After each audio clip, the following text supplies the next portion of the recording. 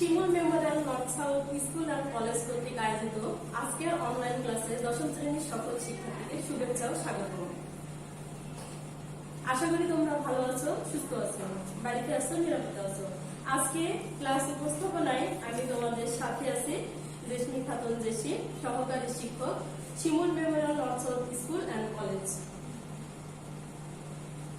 আজকে তোমাদেরকে আমি কোন অধ্যায়টা পড়াবো, রিভিশন ক্লাস, সবগুলো ক্লাস হয়ে গেছে এবং দ্বিতীয় অধ্যায়টা থেকে আমি তোমাদের গুরুত্বপূর্ণ কিছু বিষয়টা তুলে ধরবো। আশা করি সবাই বইটা সামনে রাখবা এবং সাথে খাতা কলম তো রাখবাই এবং গুরুত্বপূর্ণ তথ্যগুলো সবাই সুন্দরভাবে পয়েন্ট করবা এবং সেগুলো মনোযোগ সহকারে পড়বা।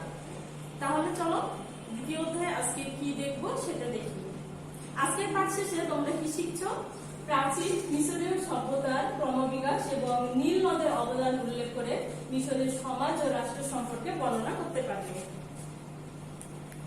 গ্রিক সভ্যতার উদ্ভবের পটভূমি ব্যাখ্যা করতে পারবে। তাহলে আজকে আমি দ্বিতীয় অধ্যায়ে 4টা সভ্যতা ছিল, এই 4টা সভ্যতার মধ্যে আমি তোমাদেরকে মিশরীয় সভ্যতা এবং গ্রিক সভ্যতা এই দুটো সভ্যতা সম্পর্কে গুরুত্বপূর্ণ কিছু তথ্য দিব। আলোচ্য বিষয় মিশরীয় সভ্যতা, ভৌগোলিক অবস্থান, মিশরীয়দের অবদান, গ্রিক সভ্যতা, সামরিক নগররাষ্ট্র স্পার্টা, নগররাষ্ট্র এথেন্স। তাহলে আমরা আজকে যে বিষয়গুলো আলোচনা করছি তার মধ্যে মিশরীয় সভ্যতাটা উল্লেখযোগ্য। এবার আসো যে মিশরীয় সভ্যতা এবং গ্রিক সভ্যতাটা আমরা কেন করছি। প্রথমে আমি বলেছি যে রিভিশন ক্লাস আমি তোমাদেরকে কিছু ইম্পর্টেন্ট তথ্যই দিব যেটা তোমাদের সব থেকে বেশি চর্চা করা দরকার। এই অধ্যায় থেকে যে 4টা সভ্যতার মধ্যে পর্যায়ক্রমে সিন্ধু সভ্যতা এবং মিশরীয় সভ্যতা থেকে প্রত্যেক বছরে পর্যায়ক্রমে কোশ্চেন আসে।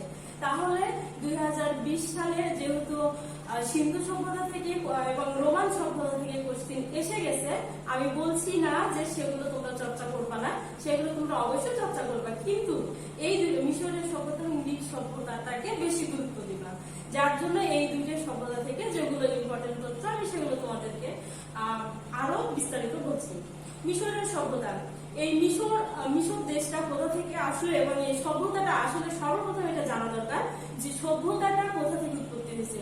শুরুতে মানুষ আদিম যুগে কি ছিল, তারা কৃষিকাজ করতে জানতো না এবং তারা খাদ্য সংগ্রহ করতো বনে বনে ঘুরে ফলমূল সংগ্রহ করে, সেটাই ছিল তাদের খাদ্য।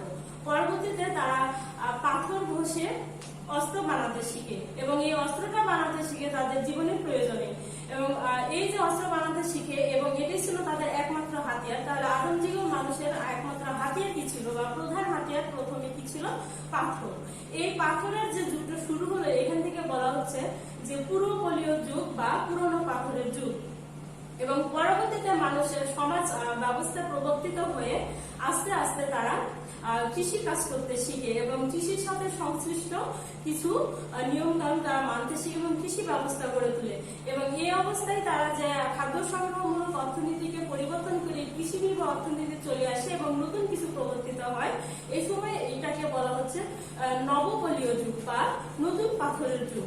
এখানে দুটি ইম্পর্টেন্ট কোশ্চেন যে পুরোপলীয় যুগ বা পুরনো পাথরের যুগ কি, এবং আরেকটা কোশ্চেন নবপলীয় যুগ বা নতুন পাথরের যুগ কি। এই দুইটাকে সর্বপ্রথম মনে রাখবে। এইভাবে আস্তে আস্তে কালের বিবর্তনে মানব সভ্যতাটা শুরু হয় এবং শুরু হয় বিভিন্ন সভ্যতার অবদান, এবং এই সভ্যতার অবদান এই আসলে মানব যাত্রাটা শুরু হয় এভাবে। মানুষ যখন তাদের নিজেদের প্রয়োজনে যখন বিভিন্ন একের পর এক উদ্ভাবনী পন্থা আবিষ্কার করতে শিখে, তখনই সভ্যতাটার উৎপত্তি ঘটে। ঠিক এভাবে চলে আসছে মিশরীয় সভ্যতা। মিশর আসলে মিশর সভ্যতাটা কখন থেকে শুরু হয়েছে? খ্রিস্টপূর্বাব্দে 5000 অব্দ থেকে 3200 অব্দ পর্যন্ত এই নীল নদের অববাহিকায় একটি সভ্যতার উৎপত্তি হয় এবং নীল নদের অববাহিকায় এই সমৃদ্ধ সভ্যতার উৎপত্তি সভ্যতার ইতিহাসে অত্যন্ত গুরুত্বপূর্ণ পরিচয় বহন করে।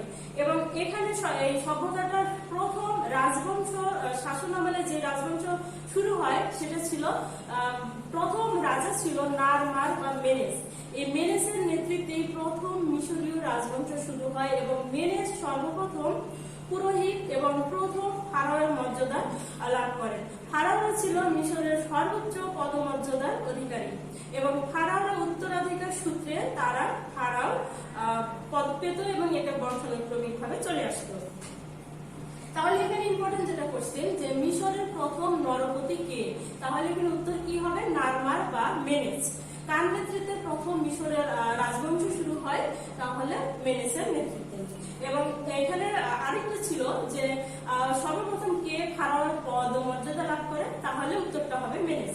অবশ্যই তোমরা আমার কথাগুলো গুরুত্বপূর্ণ ভাবে সহকারে নিবা এবং সেগুলো পয়েন্ট করে রাখবা। এছাড়া মিশরের যে রাজবংশটা সর্বপ্রথম শুরু হলো, এই শুরুর পর থেকে পর্যায়ক্রমে এই রাজবংশটা চলে আসে এবং ফারাওরা রাজত্ব করতে থাকে। প্রায় এই সভ্যতাটা দীর্ঘ 400 বছর স্থায়ী ছিল এবং রাজত্ব করে ফারাও রাজবংশরা। চলে আসছি আমি এখানে মানচিত্র যেটা দেওয়া আছে, এই মানচিত্রটাতে দেখতে সর্বপ্রথম দেখো যে এখানে লেখা আছে, এখানে যে মানচিত্রটা দেওয়া আছে সেই প্রথমে এখানে লেখা আছে মেমফিস।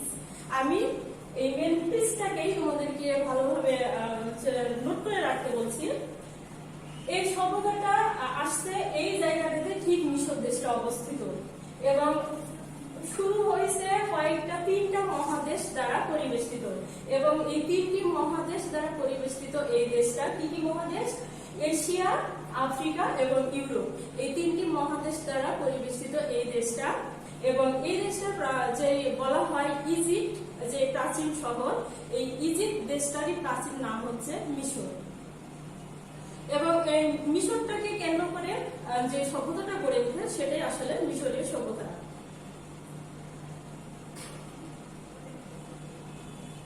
পটভূমি: আফ্রিকা মহাদেশের উত্তর পূর্ব অংশে বর্তমানে যে দেশটির নাম ইজিপ্ট, সেই দেশটিরই প্রাচীন নাম মিশর, যেটা আমি আগেই বলেছি। তাহলে এই মিশর আসলে কোথায় সেটা তোমরা ভালোভাবে বুঝতে পেরেছ। এখানে দেখো দুটা ছবি আছে, এখানে লেখা আছে নীল নদ এবং এখানে আরেকটা ছবি দেখো, এখানে এমন একটা মূর্তি যার মুখটা মানুষের মতো অনেকটা, পেছনটা কিন্তু আলাদা। এবং এখানে উঁচু চূড়ার মতো যেটা দেখছো, এটা আসলে মিশরের মানে বলতে সব থেকে উৎকৃষ্ট এবং ভাস্কর্য যেটা পিরামিড। এবং এই স্থাপত্য শিল্প থেকে আসলে এই সভ্যতাটার বিকাশ হয়েছে। ভৌগোলিক অবস্থান: এই ভৌগোলিক অবস্থানের দিক দিয়ে কয়টা মহাদেশ দ্বারা পরিবেষ্টিত বললাম? প্রথমেই আমি বলেছি তিনটি মহাদেশ দ্বারা। কি কি মহাদেশ? এশিয়া, আফ্রিকা এবং ইউরোপ।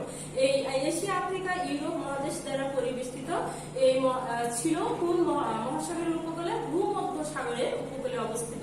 তাহলে মিশরটা আসলে কোথায় অবস্থিত? তোমাদের নিশ্চয়ই বুঝতে অসুবিধা হচ্ছে না যে এশিয়া, আফ্রিকা এবং ইউরোপ মহাদেশ দ্বারা পরিবেষ্টিত, ভূমধ্য সাগরের উপকূলে অবস্থিত। আচ্ছা, এইখানে দেখো আমি আরেকবার এখানে চিত্রটাতে মানচিত্রটাতে যাব, যে দেখো ভূমধ্য সাগর।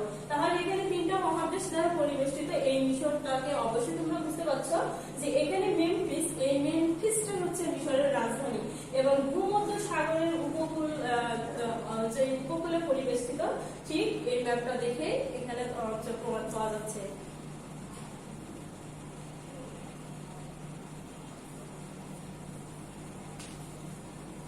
এছাড়াও এই মহাদেশের যে উত্তরে কি ছিল? যে ভূমধ্য সাগর, উত্তর দিকে ভূমধ্য সাগর, পূর্বে লোহিত সাগর এবং পশ্চিমে সাহারা মরুভূমি, দক্ষিণে সুদান এবং আফ্রিকার অন্যান্য দেশ। মিশরীয়দের ধর্মবিশ্বাস: এখানে প্রথমে দুটো ছবি দেখতে পাচ্ছ। এই ছবিটাতে প্রথমে ছবি নিয়ে একটু বলেছি যে এটা হলো কি পিরামিড এবং পরেরটা মিশরের সর্বশ্রেষ্ঠ ভাস্কর্য স্ফিংস। এই দুইটাকে কেন্দ্র করে এই সভ্যতাটা যে ভাস্কর্য শিল্পে সভ্যতায় উন্নতি লাভ করেছিল এবং ইতিহাসে তারা শ্রেষ্ঠ নির্মাতা হিসাবে স্থান করে নিয়েছে। মিশরীয়দের ধর্মবিশ্বাস: মিশরীয়রা আসলে যা করত, তারা অত্যন্ত ধর্মীয় নিয়ম কানুনকে মেনে চলতো এবং তাদের প্রত্যেক জীবনের সকল কাজ তারা ধর্মীয় বিধান অনুসারে করত। তারা ধর্মকে চিন্তা করে তারা নিজেদের সকল প্রয়োজনীয় কাজগুলো তারা আবিষ্কার করত এবং তারা মনে করত যে ধর্ম মানে সমাজ ধর্মীয় ব্যবস্থা, অর্থাৎ তারা প্রতিনিয়ত যা কিছু করত। যেমন ধরো এখানে হচ্ছে পিরামিডটা কি আসলে? স্ফিংসের মূর্তিটা তারা কি পরিচয় বহন করছে তা আমি তোমাদেরকে পরে বলছি। এরপরে এর মাঝে যে কথাটা বলা আছে সেটা হলো যে সমাজ এবং রাষ্ট্র।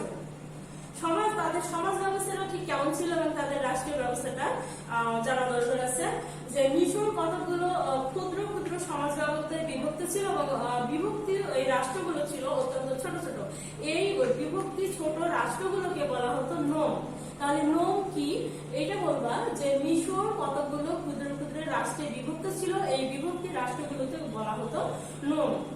এবং এই মিশরের সমাজ ব্যবস্থাটা প্রথম যে রাজা মেনেস এই সমাজ ব্যবস্থাটাকে ঐক্যবদ্ধ করে এবং ঐক্যবদ্ধ করে তিনি একটা রাষ্ট্র গড়ে তোলেন এবং তিনি সর্বপ্রথম যে ফারাও পদমর্যাদা লাভ করেন তিনি ছিলেন সর্বপ্রথম শক্তিশালী ফারাও।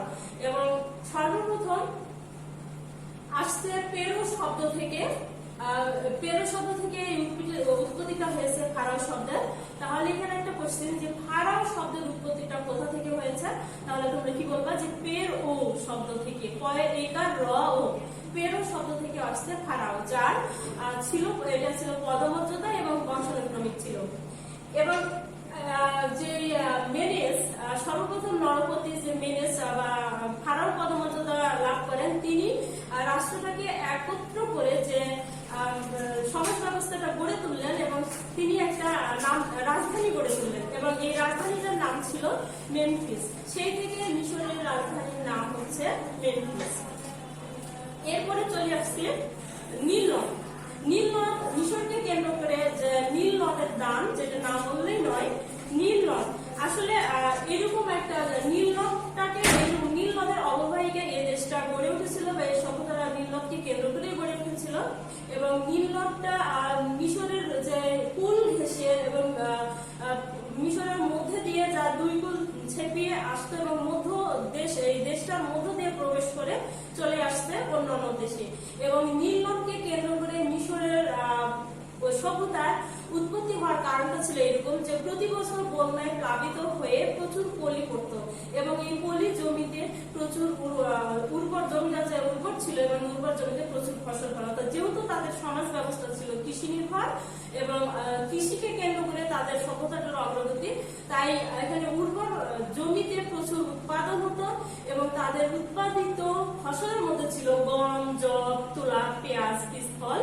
এছাড়া তারা রপ্তানি করতো যব, তুলা, গম এবং নীলের কাপড়।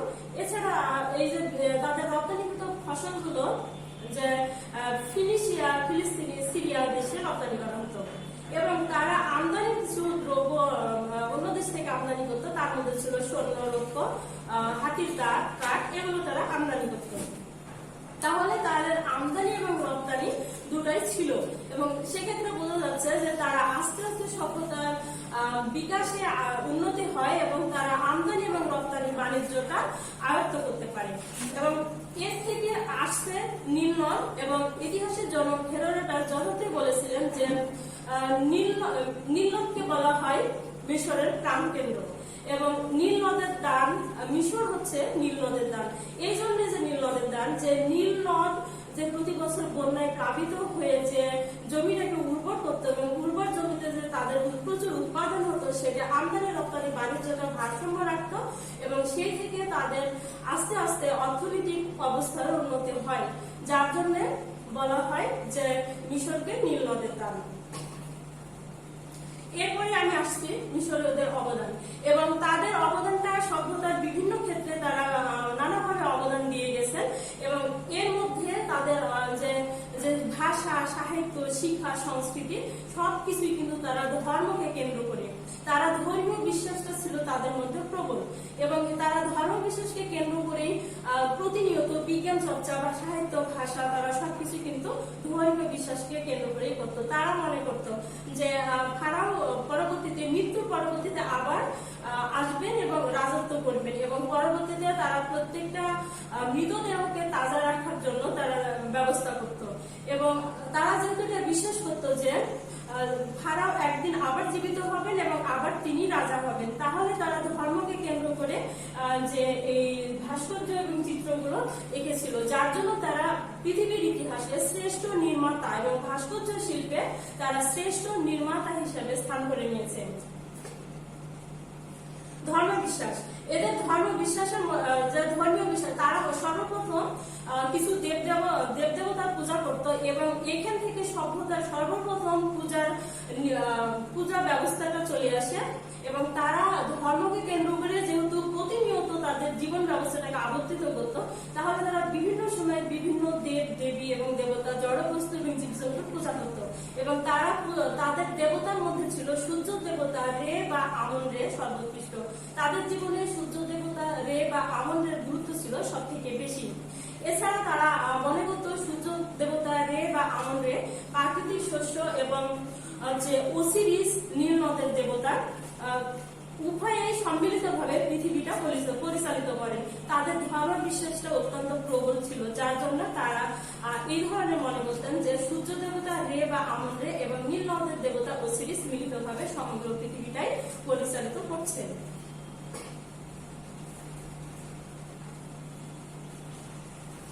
লিখন পদ্ধতি ও কাগজের আবিষ্কার, মিশরের সভ্যতার যে অবদান যেটা বর্তমান সভ্যতা আমরা ভোগ করছি, তাদের মধ্যে সর্বপ্রথম তারা কিন্তু লিখন পদ্ধতি এবং কাগজের আবিষ্কার সভ্যতার বিকাশে তাদের অনেক উন্নতি হয়েছে। তারা যে শিল্প ব্যবস্থায় ছিল তারা অনেক উন্নত এবং সমাধি, পিরামিড, মন্দির, মাটির স্তূপ, মৃৎপাত্র এগুলো তো তাদের শিল্পের উৎকৃষ্ট উদাহরণ দিয়েছে এবং তাদের ভাস্কর্যের মধ্যে শ্রেষ্ঠ ভাস্কর্য ছিল, আমি আবারও দেখাচ্ছি ভাস্কর্যটা, যে মিশরীয়দের শ্রেষ্ঠ ভাস্কর্য ছিল স্ফিংসের মূর্তি। এই স্ফিংসের মূর্তিটা এমন একজন মূর্তি যার মুখ ছিল মানুষের মতো এবং দেহ ছিল সিংহের মতো এবং এই স্ফিংসের মূর্তিটাই ছিল তাদের শ্রেষ্ঠ ভাস্কর্য। এখানে তোমরা এই কোশ্চেনটা অবশ্যই মনোযোগ সহকারে নিবা যে মিশরীয়দের শ্রেষ্ঠ ভাস্কর্যের নাম কি? গির্জার অতুলনীয় স্ফিংস মিশরীয়দের শ্রেষ্ঠ ভাস্কর্য।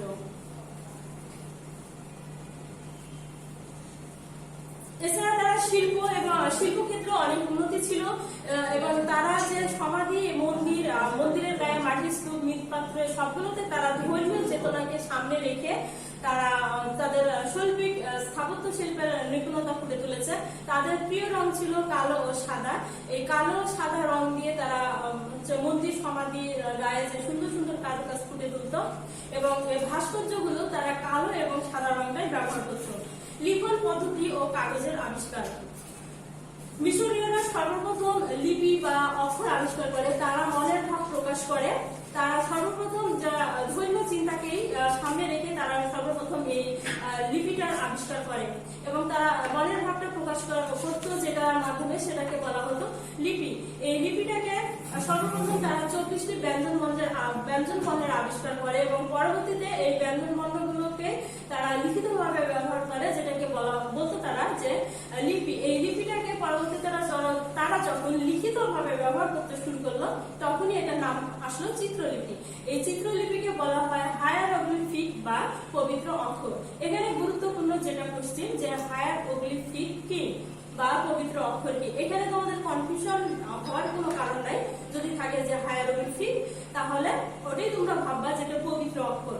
এবং তারা যে 24টি ব্যঞ্জন বর্ণ আবিষ্কার করেছিল, এই ব্যঞ্জন বর্ণগুলো আবিষ্কার করেছিল তারা কিন্তু ধর্মীয় চেতনাকে সামনে রেখে মনের ভাব প্রকাশের জন্য, যার কারণে এটাকে তারা পবিত্র অক্ষর মনে করত। এই পবিত্র অক্ষরটাই হচ্ছে হায়ারোগ্লিফিক। এবং এই হায়ারোগ্লিফিক পরবর্তীতে নেপোলিয়ন বোনাপার্ট মিশর জয়ের সময় একটা পাথর আবিষ্কার করে, যেটাকে বলা হয় রোসেটা স্টোন। তাহলে রোসেটা স্টোন কি? তাহলে এখানে একটা গুরুত্বপূর্ণ কোশ্চেন যে রোসেটা স্টোন কি। তাহলে তোমরা বলবা যে নেপোলিয়ন বোনাপার্ট মিশর জয়ের সময় যে পাথর আবিষ্কার করে সেটাই হচ্ছে রোসেটা স্টোন। এবং এই যে পরবর্তীতে তাদের এই আবিষ্কারগুলোকে বিভিন্ন আজকে আমরা যে লিখন পদ্ধতির আবিষ্কার হয়েছে, এই লিখন পদ্ধতি আজকে সেই মিশরীয় সভ্যতারই কিন্তু অবদান। এবং তারা নলখাগড়া জাতীয় গাছের ডালপালা থেকে সেটাকে মন্ড বানাতো এবং মন্ড বানিয়ে সেখান থেকে তারা কাগজ তৈরি করে এবং এটাকে গ্রিকরা নাম দেয় প্যাপিরাস। এই প্যাপিরাস শব্দ থেকে বর্তমান পেপার শব্দটার উৎপত্তি। এখানে যেটা ইম্পর্টেন্ট কোশ্চেন যে পেপার শব্দের উৎপত্তি হয়েছে কোথা থেকে? প্যাপিরাস শব্দ থেকে। আর এই প্যাপিরাস নামটা কারা দিয়েছে? গ্রিকরা দিয়েছে। অবশ্যই তোমরা এগুলো মনোযোগ সহকারে নিবা। এরপরে আমি আসছি যে চিত্রটা এখানে তোমরা দেখতে পাচ্ছ, এই চিত্রটা কি, এইটাই সেই মিশরীয়দের হায়ারোগ্লিফিক বা পবিত্র অক্ষর, এইটাকে তারা চিত্রলিপি মনে করত। এখানে তাদের গুরুত্বপূর্ণ যেটা ছিল যে হায়ারোগ্লিফিক কি, রোসেটা স্টোন কি, এবং তারা জ্যামিতি এবং পাটিগণিতের প্রচলন শিখেছিল। এটা ছিল তাদের বিজ্ঞান এবং বিজ্ঞান চর্চার মধ্যে, এবং তারা যে বিজ্ঞান চর্চা করতো সেটাও কিন্তু তারা ধর্মীয় কারণেই করতো। তারা বিজ্ঞান চর্চায় আগ্রহী হয়েছিল। তাদের কৃষি ব্যবস্থা, সমাজ জীবন যেহেতু ছিল কৃষি ভিত্তিক, এবং যেই কারণে যে নীল নদের অববাহিকায় প্রতি বছর যে প্লাবন হতো, এই প্লাবন হওয়ার কারণে তাদের যে জমির মাপ করা এবং জমির সীমানা নির্ধারণ করা, এগুলো ছিল তাদের জন্য গুরুত্বপূর্ণ। এবং সেখান থেকে তারা আস্তে আস্তে বিজ্ঞান চর্চায় আগ্রহী হয়ে ওঠে, কিন্তু সেটাকে তারা ধর্মীয় নিয়ম কানুনের মধ্যেই গড়ে তোলে। এবং তারা সর্বপ্রথম আবিষ্কার করে সৌরপঞ্জিকা। এখানে ইম্পর্টেন্ট যেটা কোশ্চেন, যে সর্বপ্রথম পৃথিবীতে কারা সৌরপঞ্জিকা আবিষ্কার করে, তাহলে কি হবে? মিশরীয়রা। এবং মিশরীয়রাই সর্বপ্রথম আবিষ্কার করে যে 365 দিনে বছর, এটা তারা আবিষ্কার করে। এবং তারাই প্রথম যোগ বিয়োগ এবং ভাগের ব্যবহার জানতো। তাদের যেহেতু জমির একক কোনো মালিকানা ছিল না, যে বন্যার কারণে যেহেতু সীমানা নির্ধারণ করা ছিল না, তাই ওদের প্রতি বছরই যে বন্যার পানি নেমে যাওয়ার পরে তাদের জমি সীমানা মাপার জন্য বিভিন্ন জ্যামিতি এবং গণিতের পাটিগণিতের বিষয়গুলো তাদেরকে আয়ত্ত করতে হয়। এবং সেটাও কিন্তু তাদের ছিল, তারা যা কিছু করেছে ধর্মকে কেন্দ্র করেই করেছে।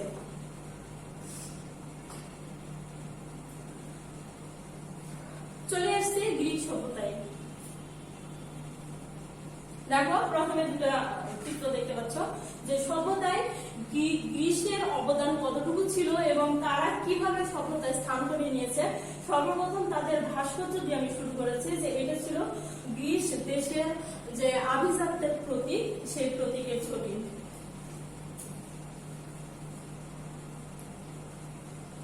ভৌগোলিক অবস্থান, গ্রিস দেশটি আড্রিয়াটিক সাগর, ভূমধ্য সাগর এবং ইজিয়ান সাগর দ্বারা পরিবেষ্টিত ছিল। এখানে দেখো যে পাশে যে ছবিটা, এটা কিন্তু আড্রিয়াটিক সাগরের ছবি, এবং সেখানে পাশে তাদের একটা শৈবাল বা পাথর টাইপের এরকম আছে, এটা আড্রিয়াটিক সাগরেরই তাদের একটা দৃশ্য। এবং এই গ্রিস যে 3টা সাগর দ্বারা পরিবেষ্টিত ছিল, এবং সেখানে গ্রিসের যে সংস্কৃতিটা গড়ে উঠেছে, এই সংস্কৃতিটা গড়ে ওঠার পিছনে ছিল যে দুইটা ওদের সর্বপ্রথম গ্রিসের মহাকবি হোমারের ইলিয়াড এবং ওডিসি মহাকাব্য থেকে যে চমৎকার কাহিনীটা বেরিয়ে আসে, সেটা থেকে সত্য খোঁজার উৎসাহটা ঐতিহাসিকদের মধ্যে চলে আসে এবং বের হয়ে আসে আসল তথ্য। ইতিহাসে ট্রয় নগরীর ধ্বংস সহ 100 নগরীর ধ্বংসস্তূপ বেরিয়ে আসে, এবং এই গ্রিস দেশটি ইজিয়ান সাগরের দ্বীপপুঞ্জে অবস্থিত। এবং এই সভ্যতাটাকে দুইটা ভাগে ভাগ করা হয়, একটা মিনিয়ন সভ্যতা আর একটা হচ্ছে ইজিয়ান বা মাইসিনীয় সভ্যতা। এই গ্রিক সভ্যতা, গ্রিসের সংস্কৃতি ছিল দুইটা সংস্কৃতি বিদ্যমান, একটা হেলেনিক সংস্কৃতি, অন্যটি হেলেনিস্টিক সংস্কৃতি। গ্রিসের প্রধান উপদ্বীপ ছিল এথেন্স। এই এথেন্সকে কেন্দ্র করে যে সংস্কৃতিটা গড়ে উঠেছে সেটা হেলেনিক সংস্কৃতি, আর অন্যটি ছিল হেলেনিস্টিক সংস্কৃতি। এই হেলেনিস্টিক সংস্কৃতিটা কাকে বলে, যে গ্রিক বীর আলেকজান্ডারের নেতৃত্বে মিশরের আলেকজান্দ্রিয়াকে কেন্দ্র করে গ্রিক এবং অগ্রিক সংস্কৃতি মিলে যে সংস্কৃতিটা গড়ে উঠেছে সেটাই হচ্ছে হেলেনিস্টিক সংস্কৃতি। এটা নিয়ে তো এই হেলেনিস্টিক এটা নিয়ে তোমরা কনফিউশন হবে না।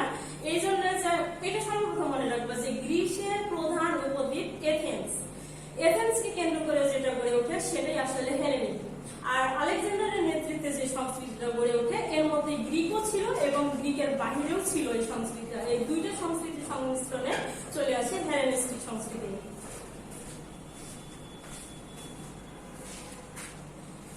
গ্রিসের যে অসংখ্য নগরাষ্ট্রে জন্ম হয়েছিল তার মধ্যে একটা অন্যতম ছিল স্পার্টা। এই স্পার্টাটা ছিল গ্রিসের, এটা ছিল দক্ষিণ গ্রিসের পেলোপনেসাস অঞ্চলে এই স্পার্টান অঙ্গরাষ্ট্রটা গড়ে ওঠে। স্পার্টানরা ছিল সম্পূর্ণ সমরতন্ত্র দ্বারা পরিচালিত, অর্থাৎ এদের জীবন ছিল যুদ্ধ বিগ্রহের মাধ্যমে জড়িত। এরা কেন যুদ্ধ বিগ্রহের মাধ্যমে চলে আসে, যে স্পার্টা দীর্ঘ দিন ধরে ডোরীয় জাতিদের সাথে তাদের যুদ্ধ চলে এবং ডোরীয়রা একই সময় স্পার্টা দখল করে নেয়। সে সময়টুকু এই যারা পরাজিত হয় তাদেরকে বলা ভূমিদাস বা হেলেট বলা হতো। এই ভূমিদাসরা শুধু তাদের নিজেদের জীবন রক্ষা করার জন্য এবং রাজ্য রক্ষা করার জন্য একমাত্র যুদ্ধ ছাড়া তাদের আর কোনো উপায় ছিল না। সেই থেকে শুরু হয় তাদের এই তারা যোদ্ধা জাতিতে পরিণত হয়ে যায়। এবং স্পার্টান রাজারা সর্বপ্রথম যেহেতু তাদের রাজ্য দখল করার জন্য সর্বপ্রিয় ছিল, তাদের নৈতিক বা মানবিক উন্নতির কথা চিন্তা না করে সর্বপ্রথম তারা শুধু যুদ্ধের কথাই চিন্তা করেছে এবং যার জন্য তারা নাগরিকদের শুধু যুদ্ধের জন্য প্রশিক্ষণ দিত এবং যুদ্ধের জন্য প্রস্তুত করত। এবং স্পার্টানদের একমাত্র লক্ষ্য ছিল, মানে মূল উদ্দেশ্য ছিল যে নাগরিকদের যুদ্ধের জন্য প্রস্তুত করা এবং যুদ্ধ পরিচালনা করা। এছাড়া স্পার্টান রাজাদের মাথায় আর অন্য কোনো মানে চিন্তা ছিল না, যার কারণে তারা ইতিহাসের শ্রেষ্ঠ যোদ্ধা জাতিতে পরিণত হয়ে যায় স্পার্টানবাসীরা।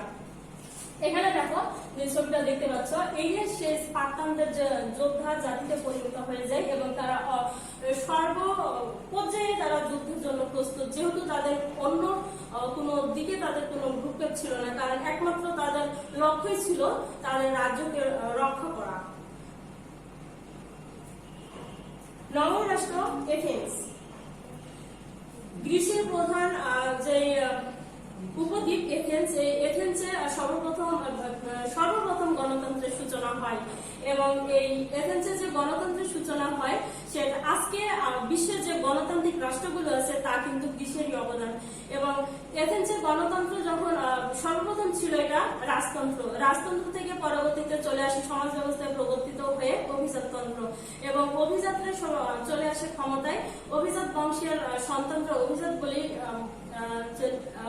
বলে তারা নির্ধারিত হতো, কিন্তু সমাজ ব্যবস্থার পর্যায়ক্রমে পরিবর্তন হতে হতে একটা সময় তাদেরকে শুধু যে অভিজাত বংশের সন্তান হলে অভিজাত হিসাবে তারা স্থান দিতে, মানে ওইটাকে তারা মেনে নেয় না, যে ক্ষমতা যার তাকে অভিজাত হিসাবে তারা ক্ষমতায় অধিষ্ঠিত করত। এবং পরবর্তীতে চলে আসে রাজতন্ত্রে, যা সমাজতন্ত্রে চলে আসে এবং সমাজতন্ত্রে চলে আসার পরে কতিপয় অভিজাতদের নামেই বিভিন্ন, যদিও এই অভিজাতরা বেশি দিন ক্ষমতায় টিকে থাকতে পারেনি, কিন্তু তাদের নামে কতিপয় লোক ক্ষমতাটাকে টিকে রাখার চেষ্টা করে এবং ক্ষমতাকে হাতিয়ে নেয়। তখন তাদের অত্যাচারে জনগণের মধ্যে বিভিন্ন ক্ষোভের সৃষ্টি হয় এবং এই থেকে জনগণের যে ক্ষোভ, এই ক্ষোভ থেকে সমাজকে সংস্কার করার প্রয়োজনীয়তা অনুভব করে কতিপয় সংস্কারক এবং এই সংস্কারকের মধ্যে জনগণের কল্যাণে সর্বপ্রথম এগিয়ে আসেন খ্যাতিমান বংশের জন্ম নেওয়া ছোলন।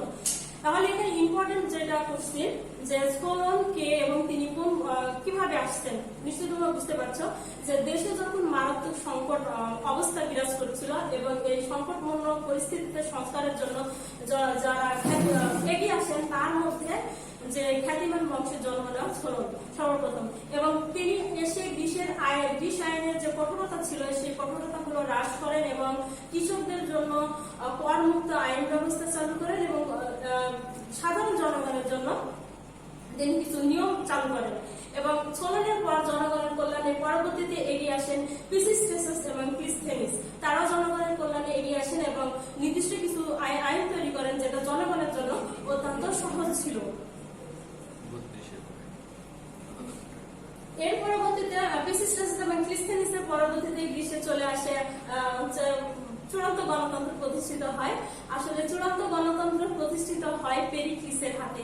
পূর্বে তোমরা যে ছবিটা দেখলে এটাই সেই পেরিক্লিসের ছবি এবং পেরিক্লিসই গ্রিসে গণতন্ত্র প্রতিষ্ঠা করেন এবং পেরিক্লিসের যুগটাকে গ্রিসে বলা হতো স্বর্ণযুগ। পেরিক্লিস দীর্ঘ 30 বছর রাজত্ব করেন। দেখো এখানে পেরিক্লিসের যে রাজত্ব করা এবং তার রাজ্য এবং রাজত্ব এবং পেরিক্লিস যে একজন দক্ষ শাসক হিসাবে তিনি প্রতিষ্ঠিত করতে পেরেছেন নিজেকে, তার একটি উদাহরণ যে তিনি সর্বপ্রথম এই গণতন্ত্র প্রতিষ্ঠা করেন। সাহিত্য,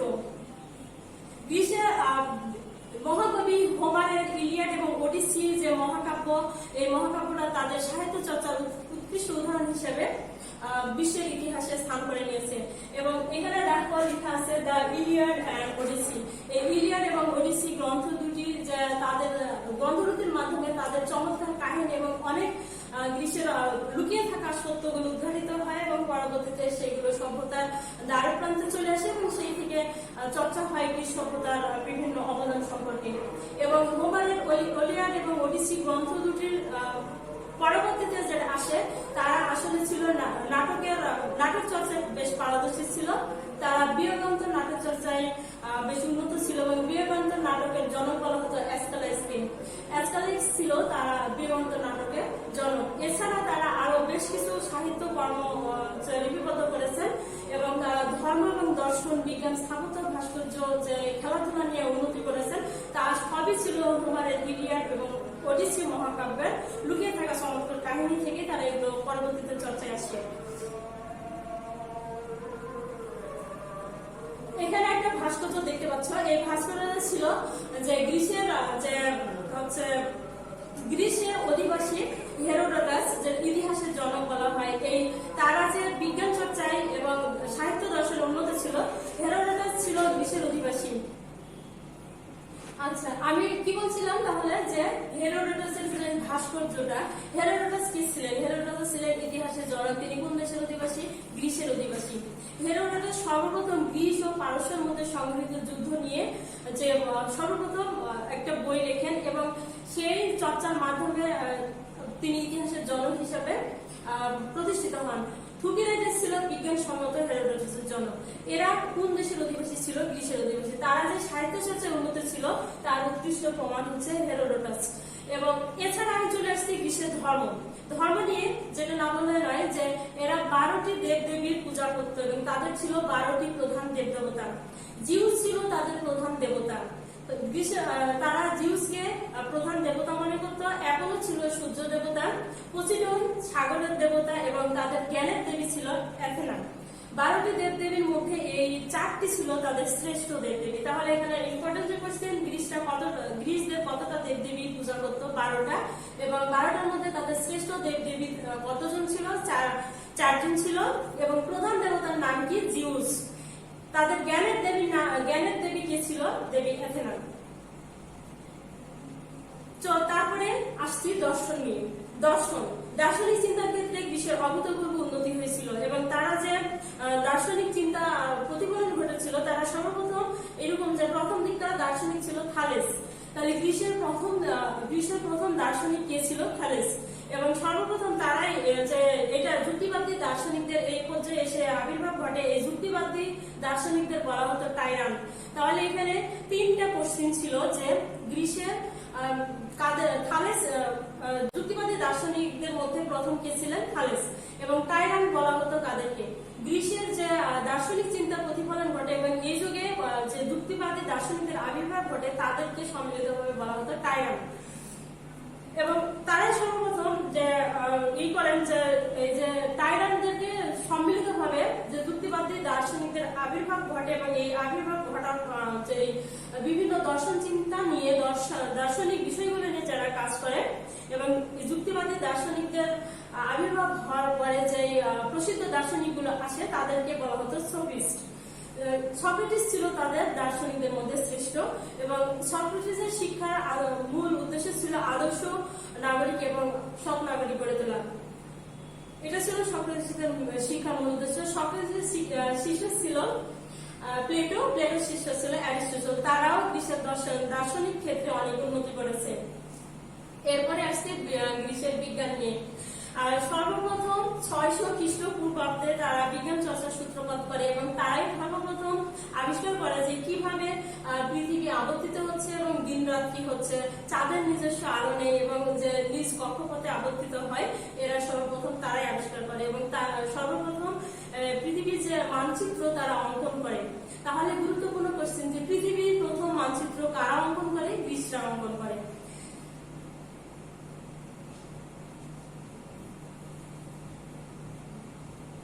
আচ্ছা, এগুলো আমি বলেছিলাম যে কিভাবে গ্রীষ্মটা কিভাবে দার্শনিক চিন্তার প্রতিফলন ঘটেছে, যে পৃথিবী কিভাবে সৃষ্টি হয়েছে, সূর্যগ্রহণের প্রাকৃতিক কারণ, তারপরে যে দার্শনিকদের মধ্যে শ্রেষ্ঠ কে ছিল সক্রেটিস, এবং গ্রিকরা প্রথম পৃথিবীর মানচিত্র অঙ্কন করে।